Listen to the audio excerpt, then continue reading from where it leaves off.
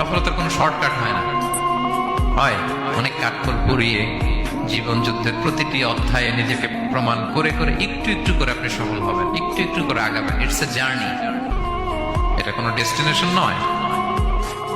এবং সফল হওয়ার পথ পরিক্রমায় কোনো লিফট নেই, সিঁড়ি বেয়ে উপরে উঠতে হয়। কি বেয়ে? কিন্তু আমরা সফল হতে চাই কিভাবে?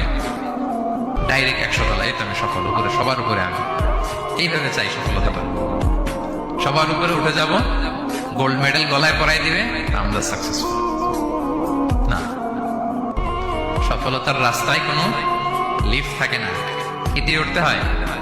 সিঁড়ি বেয়ে ঘাম ঝরিয়ে উঠতে হয়। দেখেন, শুধু আলোর মুখ দেখার জন্য মায়ের পেটে আমাদের কত সময় লাগছে বলেন তো?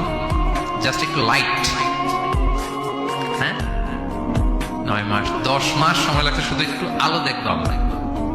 একটু আলোর মুখ দেখার জন্য আমার লাগছে 9 মাস। আর এখানে আমরা শর্টকাট